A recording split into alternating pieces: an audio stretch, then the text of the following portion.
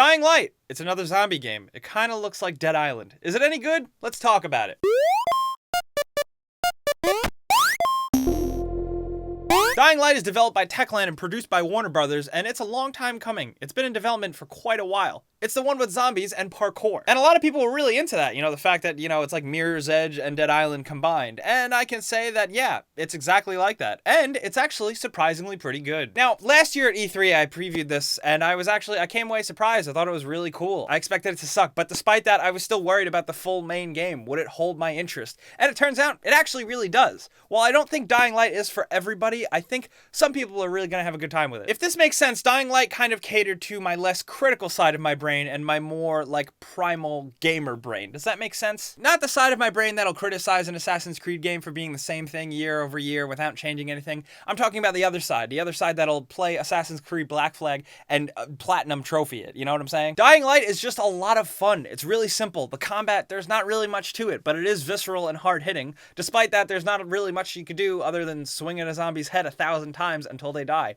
And honestly, it's pretty difficult to kill a zombie. You pretty much find yourself avoiding them most of the game, and that's kind of cool. The game has a lot of pros on its list. For the most part, it's absolutely stunning and gorgeous. When the trees are flowing and sparks and flames are flying throughout the city, it's absolutely gorgeous. The sense of scale, you actually really feel like you're in a big, open, huge city. The fictional city of Haran is really cool. It's kind of like vaguely Middle Eastern and Spanish, and it takes place a couple of months after the outbreak actually happened. And that's kind of really cool to see. We don't see that in too many zombie games. The fact that it's like factions and other societies have built themselves up around surviving this zombie apocalypse. You're totally cut off from the outside world, and you're a player who jumps in, parachutes in, and finds himself smack dab in the middle of this zombie world. There's actually like a really surprising emphasis on story in this game, and while it's not really that good at all, it kind of meanders a lot of the times.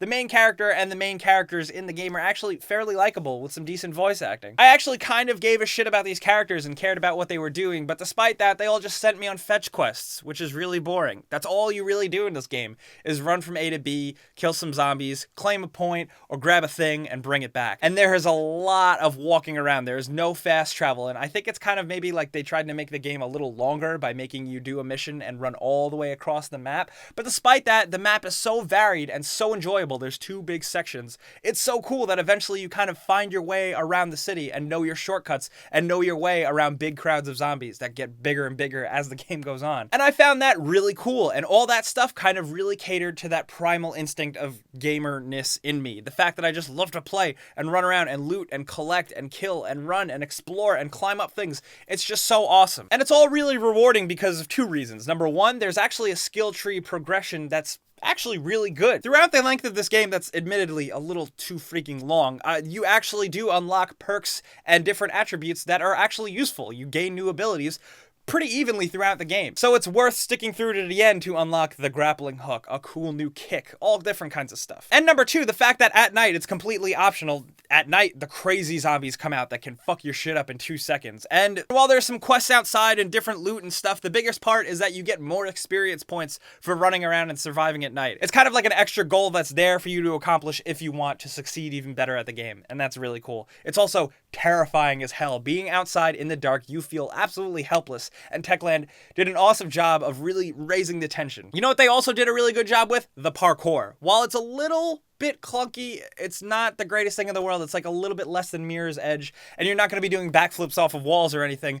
It's really cool, it's really believable, and it feels like you're actually doing it with great player animations of his legs and his feet. You see everything, and it feels good. Not to mention the fact that it kind of feels like a platformer sometimes, and that's really cool. When you get a good line going and you're running and jumping and climbing, you feel fucking awesome. And not to mention, it's really cool when you're climbing up things because you're actually jumping up and hoisting yourself up to different ledges, and the sense of height in this game is really incredible. When you climb up a radio tower or you're climbing over a crumbled bridge, it's absolutely fucking scary. It's actually kind of really scary to look down. There's really a good, through the sound design and the visuals, you really feel like you're up high, more so than in Assassin's Creed or Far Cry or any other game like that. This feels like the real deal. I don't know how they did it. I can't really explain it, but it's cool. So there's a lot to do in this game. There's things to collect, there's things to sell, there's a lot of side missions, there's just little tiny things to explore in the world, all different kinds of enemy types that, honestly, you've seen before. If you've played Left 4 Dead, you've seen every zombie in this game. And also, if you play Dead Island, you're pretty much crafting the same weapons, except maybe not as fantastical, but it's fun. So like I said, Dying Light isn't really a game for everyone, and maybe if what I'm describing you're not really too into, there is co-op, which you might have a lot more fun with, because playing with a friend is really cool. But there is just something about this game, this little charm, this just like innate funness that I just can't explain. It's very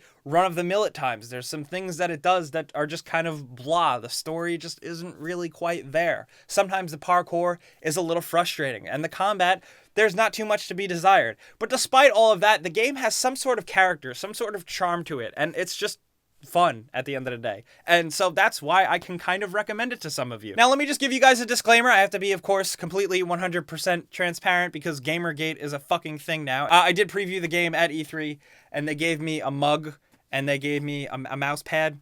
The mouse pad actually smells like rubber ass.